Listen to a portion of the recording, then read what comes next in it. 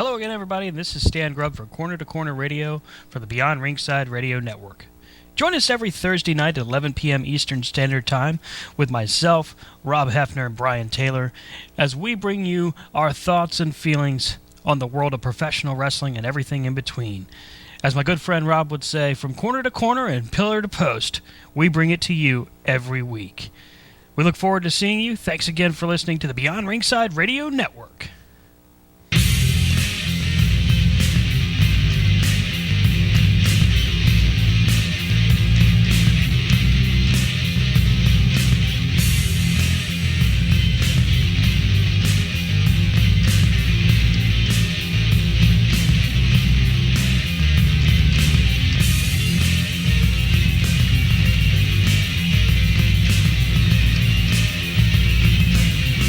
Good evening. How are you? Welcome to Corner Wrestling Radio right here on the Beyond Ringside Radio Network. It's that magic time of night where you pop your beer and you say a little prayer because Rob's not here tonight. We miss you, sir. So Stan Slam is officially on hold. However, Rob Slam, in his absence, will be beginning this evening. What's going on, everybody? Stan Grubb here, and of course, two-thirds of the triple threat in the house, myself and Brian Taylor. How are you, sir? How are you? Alive and kicking, enjoying a nice Canadian beer. Thank you, Rob. I appreciate that. And joining us, as always, the one, the only, the Magic City Motormouth himself, Fast Eddie Lane. What's going on, buddy? With Stan Slam being on hold this evening, that means I cannot say that Stan, of course, having the pertinent relevance to Grado being in the Victoria's Secret catalog this year. Wow. Damn. Gotcha. So you can't say it, but you already said it. I can't say it. But you just said it. No, I didn't. You just... But... Damn it. Drink. That means you're unnecessarily drinking, which is alcohol abuse, and that's wrong. There's no such thing as unnecessary drinking, sir. You take that back right now. Oh, that's right. I'm sorry. You've been married before, too. I now pronounce you patron and bartender. A match made in heaven. Amen. Tipping is appreciated. So tonight we did have scheduled, I got to open up and just let everybody know. Unfortunately, Mr. Del Wilkes, the Patriot, will not be with us this evening. He has fallen ill. We do hope he feels better soon. We have rescheduled for next weekend, next Sunday night at 9:30. He will be joining us. So I apologize to all of you who have been waiting with bated breath, but we will be interviewing him next weekend. Del, I hope you feel better soon, sir. It's an eventful week, as always, in the world of professional wrestling, starting with, I can't even believe this is news, but somehow it happened today. One, Apollo Crews in the news today. His Twitter account was, I guess you could say, not hacked, but thoroughly reviewed by some of our favorite Twitter fans who decided that they were going to repost stuff from 2011, 2012, including some tweets about, well, how does one put this delicately? I really don't know. He posted some stuff about Biggie Langston. He posted some other information about people that post on their Instagram only their workout photos. Said he'd be unfollowing them because he doesn't care about their CrossFit. I read these tweets, Brian. I sent them over to you so you could see what people were talking about. I don't really understand the issue, but apparently it was so bad he's gotten so much feedback from WWE that he essentially deleted every single tweet on his account. Well, I mean, I didn't see no harm, no foul in them tweets. The only thing I could maybe think of is 2K got upset from when he was talking about playing the basketball game or whatever.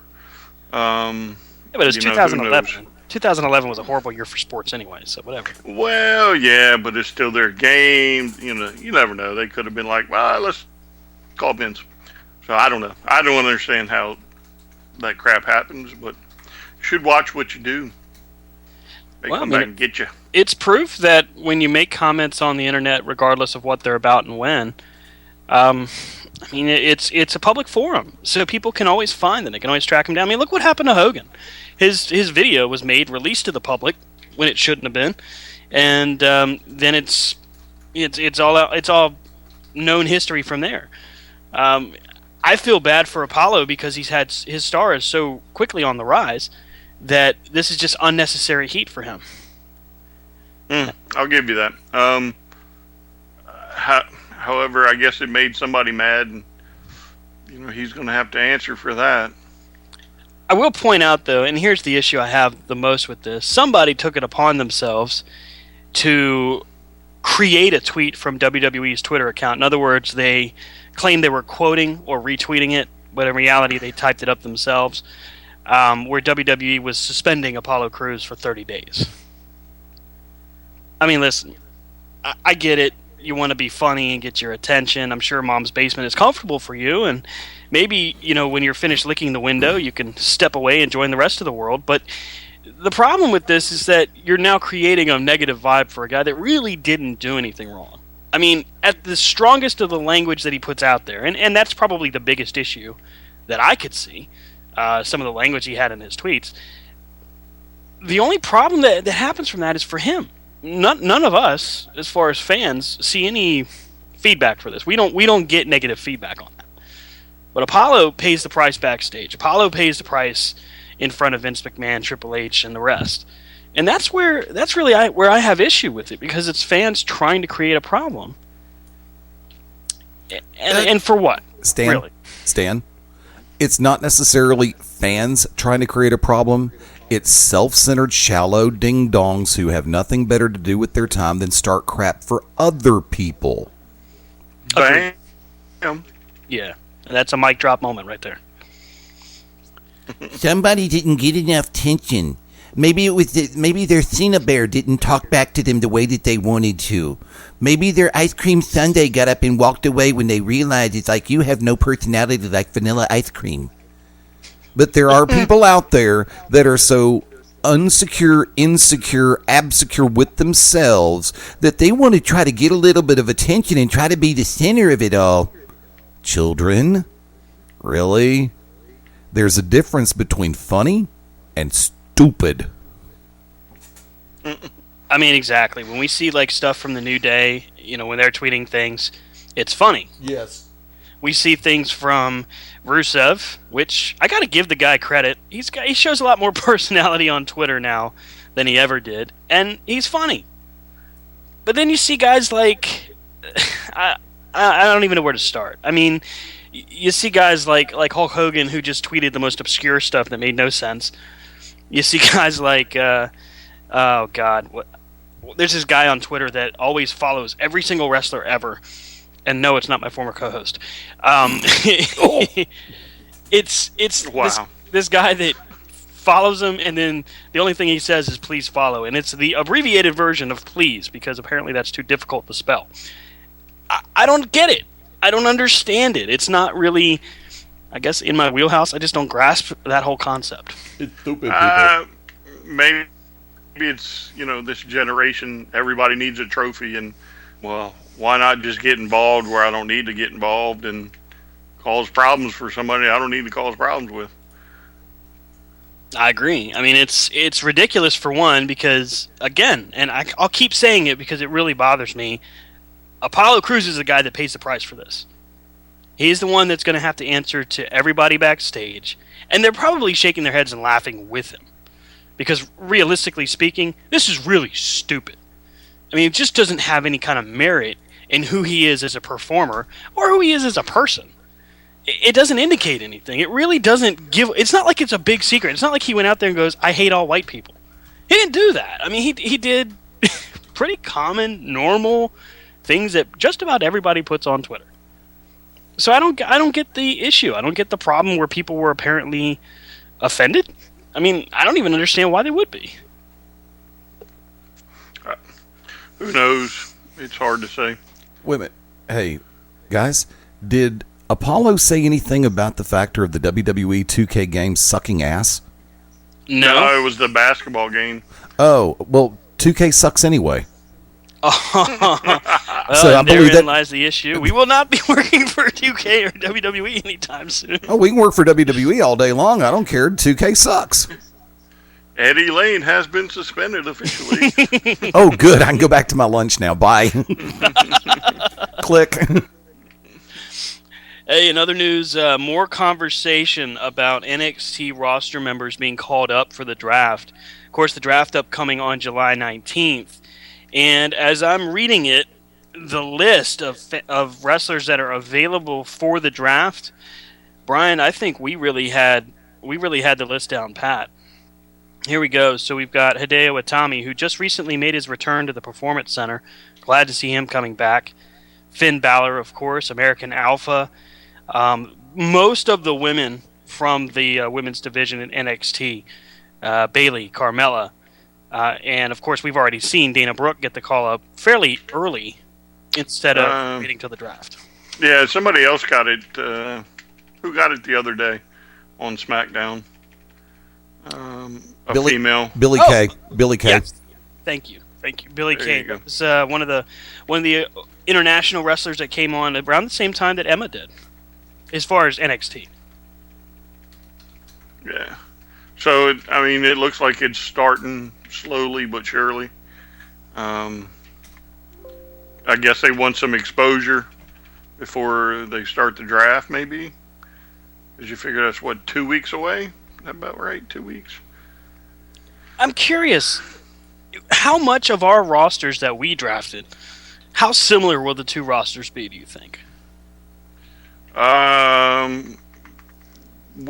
it almost is kind of resembling that, as far as if you look at the AJ Styles and John Cena in a feud, and then Rollins and Ambrose in a feud with Reigns in there when he comes back. So I don't think it's too far off. I didn't pick Cena at first, but picked him up in that little trade. So, they're definitely, I think, looking a little bit alike. I think that there's a lot to be said for what they're trying to represent. It's not the same draft mentality that we had back in, I want to say, 2004, when they did the first initial SmackDown and Raw draft. Or is that 2003? Am I a year off? Yeah, I think it's 2003. But anyhow, when we look at the two different brands, when they first set it up then, Monday Night Raw was the big guys, it was the entertainment show. SmackDown was the smaller, more proficient wrestler. It had the entertainment value in there, but the most of it was wrestling focused. Yeah, they never went about this draft right in the past. And I think hopefully they'll get it right this time. As far as putting the rosters together. So, hopefully, anyway. Probably the coolest part of it, though, has been the announcement, very quietly, but the announcement that WWE is going to have 2 events per month, one for each brand. The other thing that I read that was really cool was some pay-per-view titles and event titles are coming back. In other words, Clash of the Champions is coming back rather than Night of Champions. Yeah, well, I'll take the names for a grain of salt for now, because they're always work in progress. But right. It would be nice to see some of the older WCW, NWA type pay-per-views come back. There's a lot of history with some of them that shouldn't just go to the wayside. So if the titles split the way they plan, if they go the direction that I think they're going, the U.S. title will go to SmackDown. The Intercontinental title will stay on Raw. WWE has quietly made changes on their website showing that the World Championship that Dean Ambrose currently holds is considered the WWE Championship, and there's going to be a separate World Championship for the other brand. I definitely prefer 2 champions, especially if you have 2 individual shows. To me, it leads credence to both shows. Right. If they want somebody to cross over, say they wanted Cena to cross over, then, maybe you could do like New Japan or something, come up with a never open type title, or even a TV title. You could bring that back, and TV is defended on whatever rules you want to set up. Because I love my TV title. I think a lot of the time when we look at the plans that they put in front of us, when we start seeing some of the news come out, some of the spoilers leak, the concern that gets brought up most often is oversaturating their own market. But I'm not even sure if that's realistically a plausible thought at this point because of the amount of talents that they have. I don't.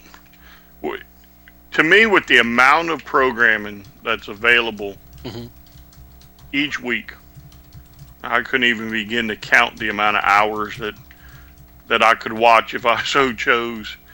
I don't see how the WWE is going to oversaturate it itself, because if you think about it, even going back to the 80s, they had a cartoon, Hogan was in the movies, they had 2 or 3 hours on Monday night, they had Saturday night a lot of times, and people just ate it up.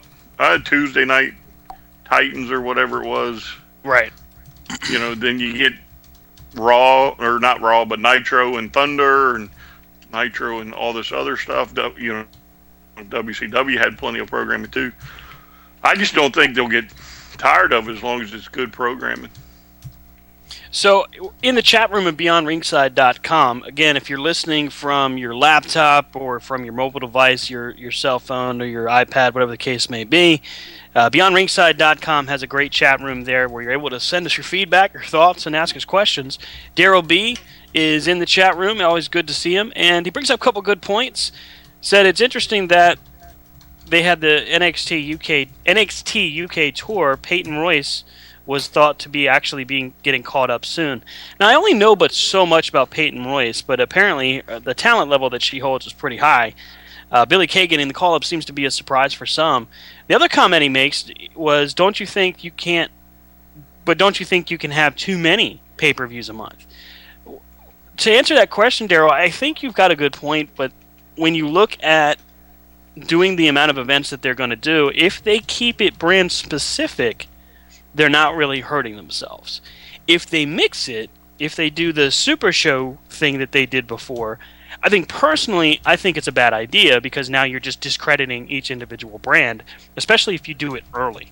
If you give it a couple years, maybe you do it then and it makes better sense. But for now, I think if it's brand specific events and they do 2 a month, if it's WWE Network specific, it's not a bad idea either. If they're depending on buy rates for regular pay-per-view, then I would have to agree and say they're oversaturating. Well, my thing is, for the low price of $9.99, I don't care. You can put on pay-per-views each week. As far as I'm concerned, it doesn't necessarily mean I'm going to watch them. I'm curious with this brand split to see if I don't prefer one roster better than the other. You know what I'm saying? Right. Whereas, let's say, of course, I'm going to pay attention to the likes of AJ Styles and that roster. But, again, if that pay-per-view stinks, I may not watch it for that month. But in the same breath, if both of them are good, I may keep an eye on both. There are plenty of ways for me to find out results as opposed to me sitting down for 3 hours and watching a pay-per-view. If to me it's not what I'm looking for, and I hate to say that, but yeah. Well, I mean, Anon 3832 in the chat room also. Hey, by the way, it's not too late to go ahead and actually assign yourself a name so he can call you anything but anonymous. By the way. Anyway, he states, I think that they have yet to utilize the network to anywhere near its full potential. They could use the network to bring back Saturday night's main event style, live Saturday night show for one of the brands. I have to agree with that one. He also says if they still put an emphasis on traditional pay-per-views, they could have a one brand on pay-per-view and one on the network. there's merit there. So if you do an event on pay-per-view for that month and then the other event on the network only, I think that's wise. And now you're generating revenue for both streams of income. At the same time, Saturday night's main event, they seem to have a hesitation to really dedicate another show. They would rather, I think, focus on the 2 live shows that they're now going to be pushing.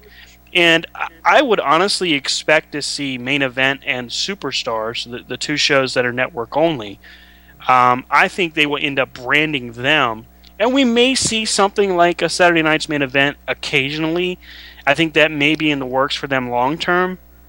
For right now, I think their focus is going to be to make sure that Monday and Tuesday nights, one, are stacked and attention grabbing, but also with their events each month. He may be onto something with one on pay-per-view and one on the network, and they alternate each month. Well, my only issue with that is I definitely wouldn't be forking out the bucks for a pay-per-view, because my luck it would be the one brand that I really want to watch. That would always get stuck with me shelling out more money, and I don't think my wife would like that too much. I mean, it's expensive when you look at the even the B-rate pay-per-view shows. They're still $50 a month in HD. I mean, look at it. You remember back in the day. I mean, we were WCW. It was WWE or WWF, and every once in a while we'd throw in a different one. And right. I mean, literally, we were watching them all. Yep, and back at that point, it wasn't HD, so what was it, $35, $40? Yeah. For each event. Yeah, and I mean, that was like 1 week they're, 1 week you're WWE, next week you're WCW, and every once in a while we'd catch TNA or something else. That was on pay-per-view. So I would just soon both be the network, but again, whatever works, as long as they make it fresh again, I guess, I can live with what they do to a point, but I would rather see, to me, they have the ability for a golden age again.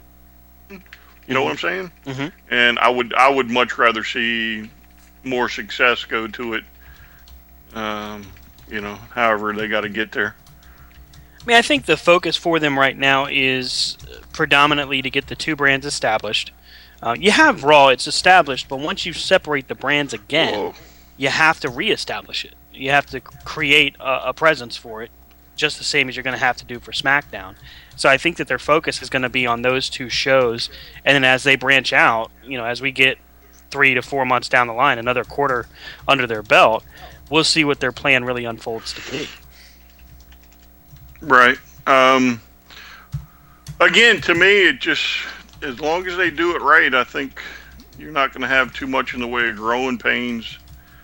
But, then again, a lot's going to depend on what the stars. If you stick all of Next on one show, you may be in trouble, especially if you got a lot of people who don't watch Next. So if you got a good mix, then I think you might be all right. I think a lot of times with the ideas that we see with the brand split, like every year when they did the draft back in the day, we would all come up with our dream vision. What's going to happen here? What's going to happen there?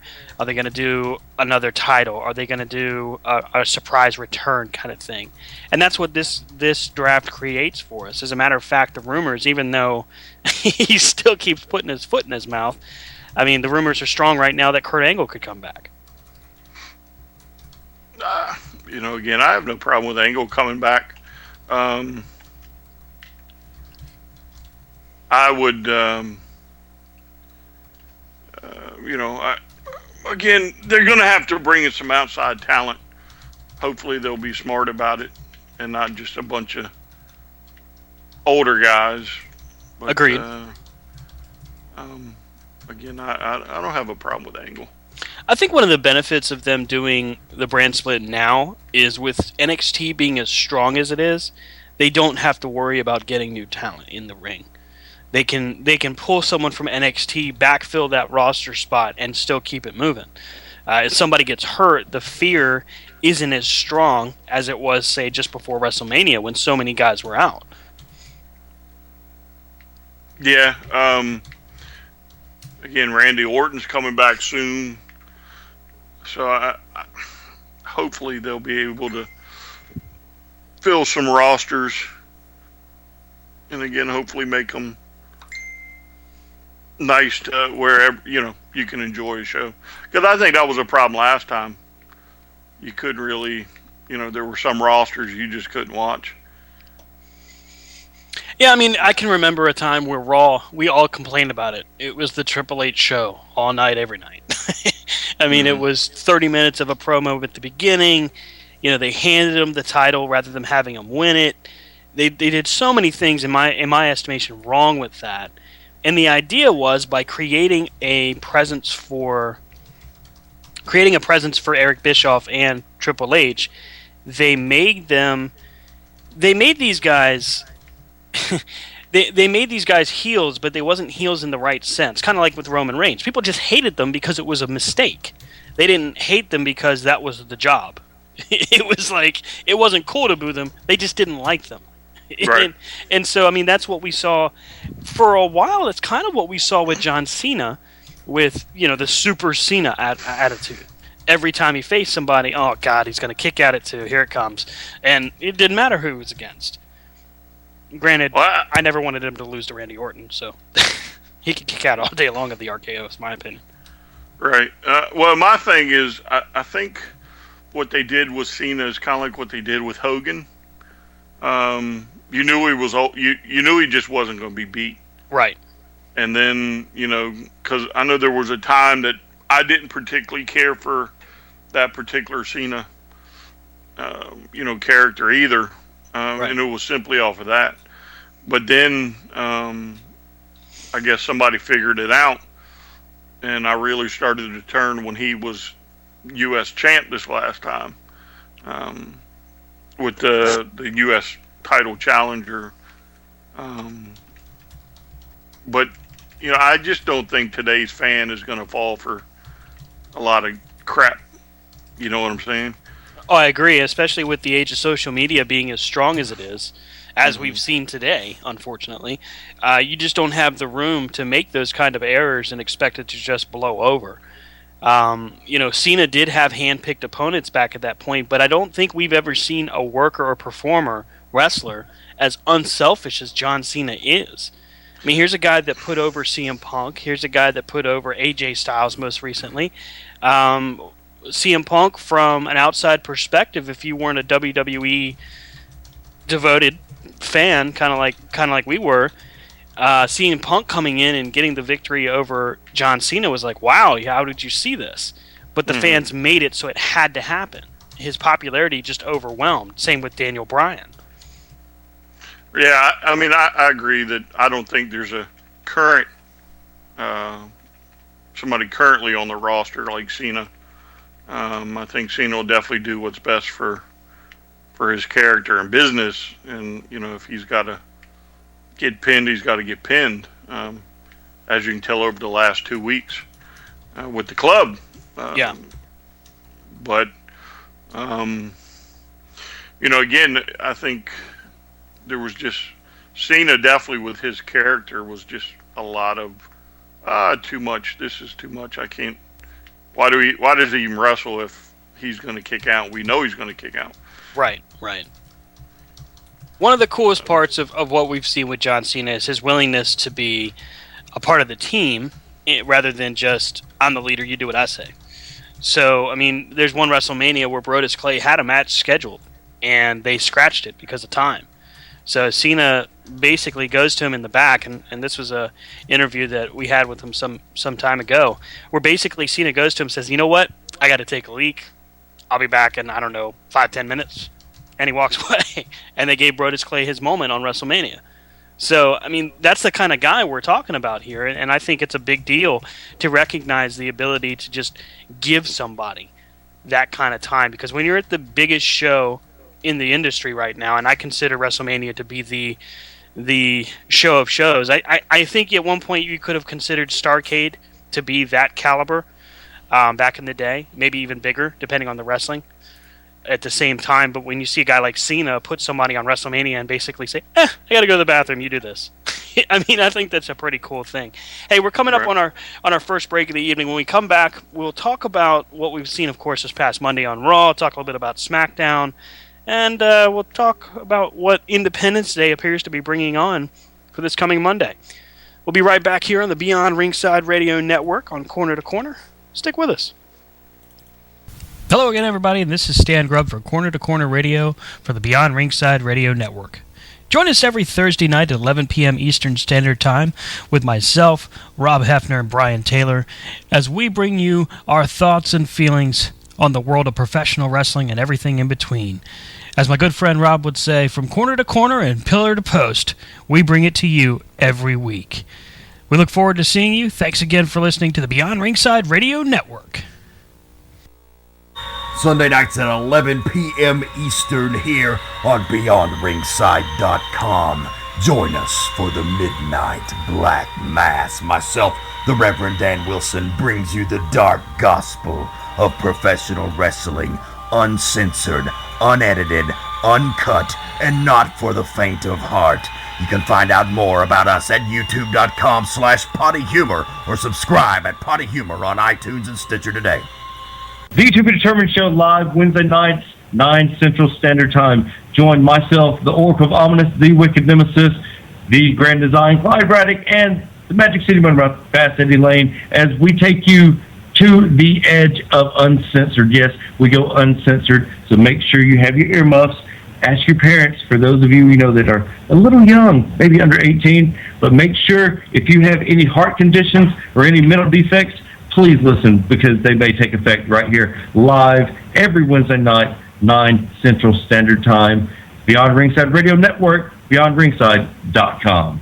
Howdy, friends. This is the Magic City Motor Mouth, Fast Eddie Lane, with your invitation to join yours truly, along with Mark Mabo Bowman and the Oracle of Ominous, the Wicked Nemesis, every Sunday night, 6:30 p.m. Eastern, 3:30 p.m. Pacific, for Beyond Ringside Live. Wrestling, mixed martial arts, sports talk, and a whole lot more. Keep your eyes open on BeyondRingside.com for all of upcoming show information, and of course, catch us on social media as well. Until then, we'll see you this Sunday, 6:30 Eastern, for Beyond Ringside Live on the Beyond Ringside Radio Network.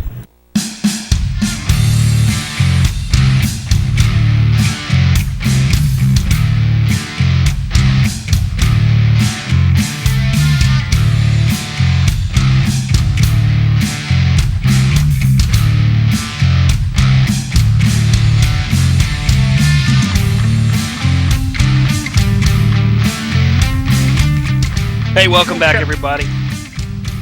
What, Brian? Were you bringing us in, sir? No, I was getting ready to say you don't count us in. What the? Tired of their shenanigans. Brian got a little confused. Folks, I hope you're having a great 4th of July weekend. I know I am. Brian, how's yours going, buddy? Yeah. Well, the wife and daughter are down at the beach, and I'm up here for a long week of work. So, yeah. Fantastic. It's great. Fantastic. Now, do you get those lonely, quiet, scary moments where the house talks to you? No. Not currently. However, the house has made its presence known in the past. So, there's been a couple of, like, ooh, somebody's watching me. Rockwell. So, I have searched my house while I've been inside of it before on numerous occasions. Hey, I don't blame you. As a person that has house sat for you, I can tell you every now and again it gets a little creepy, a little quiet, and you start wondering, is there anything here that I need to know about? Well, I used to have my computer set up in the bedroom, and I, just play online games in there, but after a while, I was like, I really felt somebody was watching me through the grate, and I would get the gun out and check all the closets and go upstairs to the attic. And yeah, my wife used to call me when I'd be at work, tell me to come home. She thought somebody was in the house. Oh, there's all types of crazy stuff happening. Nothing as scary as the feeling of someone else there that's really not supposed to be there. I Yeah. always feel Always- like. Somebody's watching me. Yeah. Yeah. You know, the coolest part of being here in this neighborhood that I'm at is the domestic disputes that happen in the neighborhood that I can hear through the windows. I love that. That's Nice. always nice. Nice. So and so cheated on so and so. He's a effing B and all this other stuff. And oh my lord, it's craziness. And the cops never come. I don't know why. Nobody ever calls. I think they just like to argue on their own balcony or something. That's funny. Doesn't matter what time of day it is either. 4 a.m., 3 a.m., 2 a.m., 6 a.m. They're busy. They're screaming. It's fun. 2 a.m.? Yeah, it happens. That's love. What's love got to do? Y'all didn't know I could do some Tina Turner, did you? I think as long as you're not worried about Ike Turner, you're doing just fine. Hey, I would smack the shit out of that. Okay, 39-16.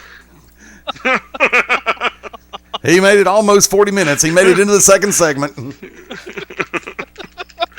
That was for you, man. Drink it in. More work for me. Drink it in, man. You know, I learned it by listening to you. when Jericho first started doing that whole drink it in thing, I didn't get it. I was like, what? What the hell is that? And then he's on the ladder, you know, before Money in the Bank, and he does it, and it was the funniest damn thing. He's like, drink it in, man. It's just like this whole Jim Morrison vibe that he's trying to put out there. Yeah, I kind of dig Jericho's latest incarnation. Is this like the over the hill rock star Jericho? Is that what he's supposed to be? I mean that with all due respect, Mr. Jericho. No, he doesn't. Hey, speaking of Chris Jericho, and this is something that Brian, if you haven't had a chance to check this out, and folks listening at home, of course, you need to check out Talk is Jericho, the most recent interview with Nancy Benoit's sister. The stories that are told throughout this interview are, first off, great stories, very funny, very entertaining, and her perspective of what was happening at the time of that tragedy is, one, it's emotional. You can't help but get caught up because you know that Chris Jericho and Chris Benoit were great friends. You know that the Benoit family and the, oh God, I don't remember how to pronounce her last name, so I'll just say Nancy and her family, to be fair.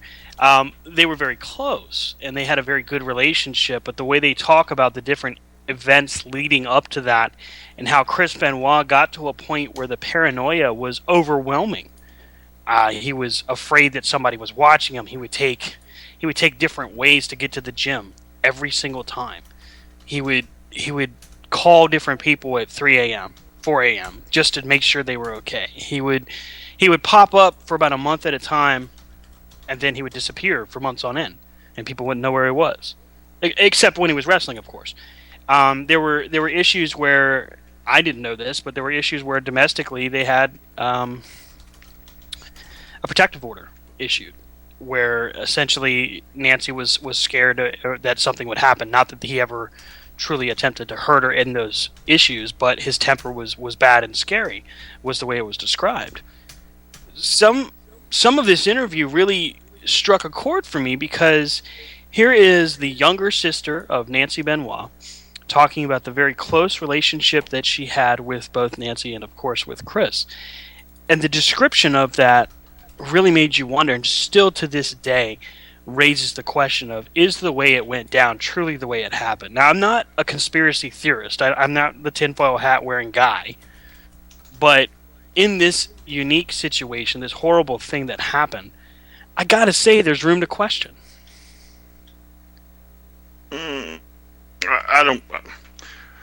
With all the stuff that's come out, especially in the NFL, as far as concussions go, the fact that one of his maneuvers was that flying headbutt, and Right.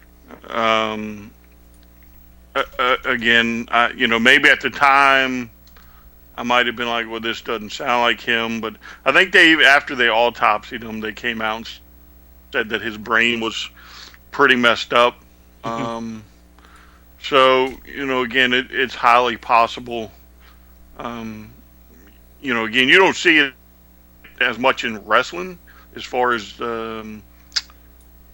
paying attention to brain injuries. I know that you have some with the concussion issue, but, again, you have several football players that have just literally done things that you never would have thought they'd have done, and some of them it cost their Junior Seau, is a prime example, and I think when they autopsied him, his brain was messed up as well. So I can believe now that it's possible something happened with his brain function that made him do it.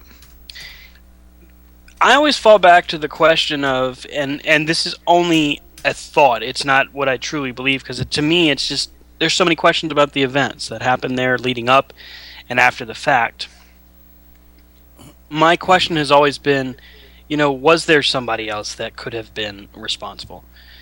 Now, depending on what you see on YouTube or read in the news or read on Twitter, wherever you decide to go, or even Wikipedia, there's tons of theories out there. One of which names Nancy's ex-husband, Kevin Sullivan.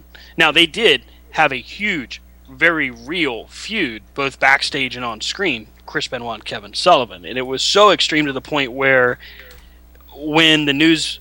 I want to word this right. When news broke backstage that Chris Benoit had been seeing Nancy, there was a confrontation backstage between Kevin and Benoit where they were fighting legit off screen, where Nancy has taken the kids and shuffled them off, and Kevin is trying to tell Nancy's sister and his kids, hey, come with me, it's time to go. He's trying to get them out, and Benoit's like, no, you got to come with me. Well, Benoit apparently has Nancy call, and in the midst of all of this, it raises the question, and again, it's only a question, could someone like Kevin Sullivan been responsible? And it's a touchy situation because Brian is absolutely right.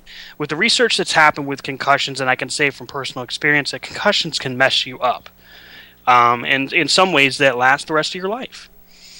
And we've seen it with Junior Seau. We've seen it, of course, with Chris Benoit. We've seen it with a lot of professional wrestlers. The movie The Wrestler was very telling about different injuries and different things that happen as far as your health. But the question remains, because it's still out there, and it's probably conspiracy theory. I don't know that it's necessarily truth.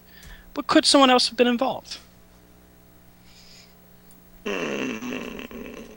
I don't.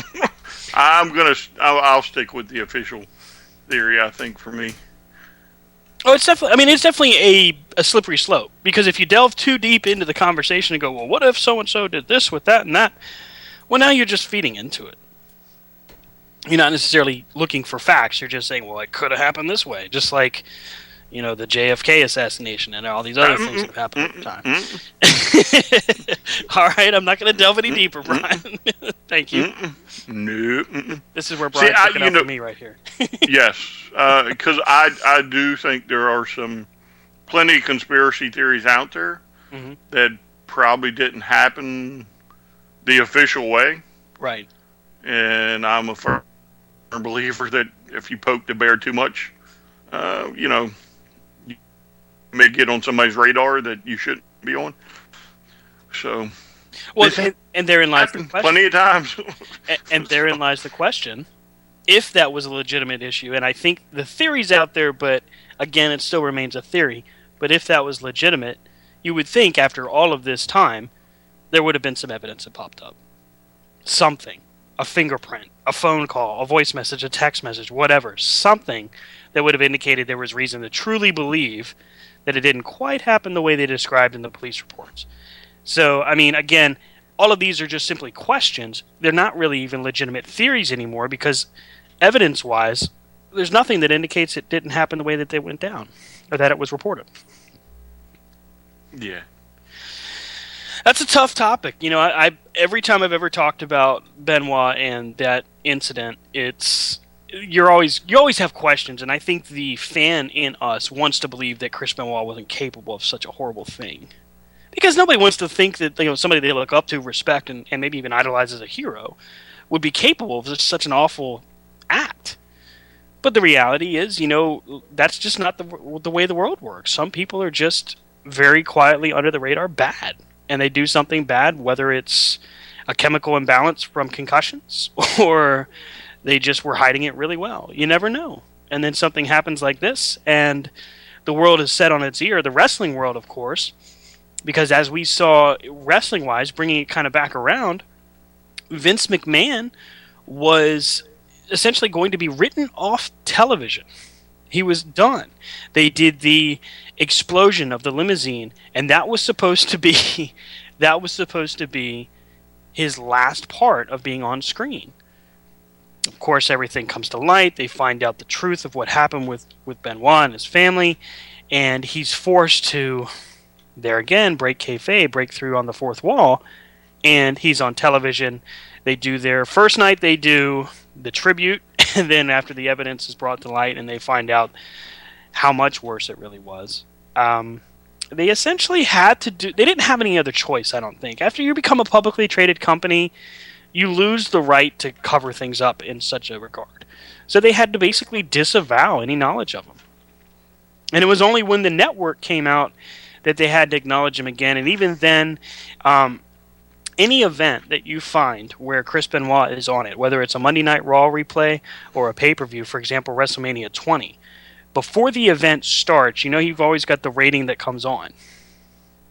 When a Benoit event or show comes on, there is a warning that you can block said programming from your kids, and also that it's rated mature.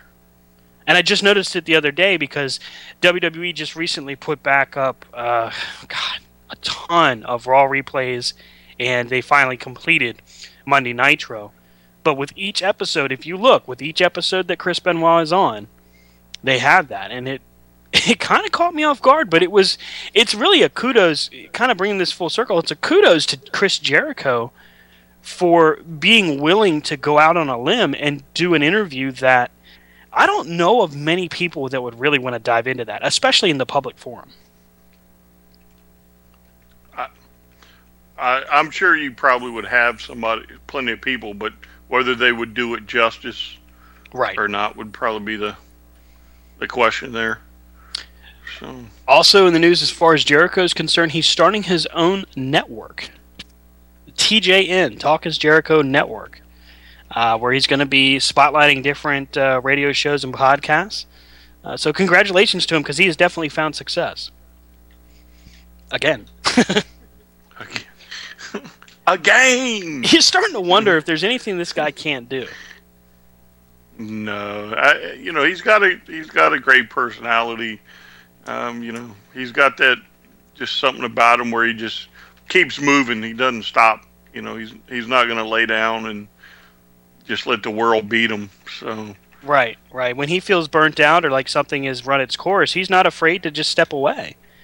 And I don't know of many guys that have been like that. I can't really think of any wrestlers aside from him that have recognized it so freely and been willing to adapt and change with the times. Well, I'm sure there's been several others, but you just probably haven't paid close enough attention to it. With these little hiatus that they'll take from time to time. I'm sure some of them were just simply, hey, I need a break, and I need you to give it to me type things. And they honored it. Whereas Jericho, when he steps away, he's got a band, he's got something else to do. So that's in the public also, so you never really lose sight of them. So I had a thought the other day when kind of getting back to the brand split or brand extension, as they called it way back when, as far as commentators in the broadcast table. Now, we know that Jerry Lawler recently the charges were dropped from the domestic dispute between him and his fiancée, and his suspension was lifted. So the expectation would be that he will return to the broadcast table at some point. Boo. I got to agree with that. I'm starting to wonder if where there's smoke, there's fire. Because this is not like the first or fifth event that's happened with Jerry Lawler. It's unfortunate. I hope that it's not true. But, I mean, how many times does a person have to get in this kind of trouble before finally someone says, I don't know, this just doesn't seem right? Well, I guess they're trying to give him the benefit of the doubt or whatever. But to me, he was great. On times gone by when you could scream puppies and get away with it, and we all thought it was funny. But now the female talent is a whole lot more than what it used to be, as far as ring talent and speaking ability, and I think they got more invested in it now than in the past. So to me, he's just passe. And the whole thing a couple weeks ago, where he was talking about something about they needed a heel announcer, so he was going to be the heel announcer. Well, no, that's an old, antiquated way of thinking. You don't need a heel announcer, to call matches. You just need somebody that can call matches. Again, I just don't think Lawler needs to be in front of an announcer's table right now. Getting back to the broadcast table in general, it's a pipe dream from my perspective, but is it possible we could see a guy like Taz return to the broadcast booth for WWE? I wouldn't mind Taz, but again, has he shot himself in the foot with when he was in TNA and taking some of them cheap shots, or or would they allow him to come back? Maybe Taz would be better as a general manager. Sometimes he could be a little overbearing, I guess, as a commentator. Yeah. I guess if that makes sense. Well, I think he had certain partners that were able to kind of reel him in. When he worked with JR, when he worked with Michael Cole, they were able to reel him in and bring him back to the topic and keep him on point. Whereas when you had guys like Mike Tenay, who couldn't control him at all, and really couldn't keep him focused. Josh Matthews, I'm going to say this, and I probably shouldn't, but I'm going to say it anyway. I think Josh Matthews is a mark for himself. I think when he hears himself on the air, he's like, oh my God, I can't believe I'm on the air. It's like, dude, it's your job. Just do your job. But anyway, I think that there are certain guys that just can't keep him reeled in. And to a certain extent, every broadcaster has that. When you had Paulie Dangerously, you had Jim Ross and Gordon Soley. When you had Jesse Ventura, for example, you had Tony Schiavone, you had Jim Ross, you had even Gorilla Monsoon. You had people that could keep them in the fold or on the reservation, depending on your wording. Is the term you're looking for, you had a definite one chair and a definite two chair? Yeah, exactly. You had the color commentator and you had the broadcaster, the play-by-play. And that was how it was defined back in the day. And I think that there is room in the industry today to do that within reason. I have to agree with Brian. I don't know that you necessarily need a good guy or a bad guy commentator. Because I don't know that it really fills a role anymore. No, I mean, Ring of Honor doesn't have good guy, bad guy commentators.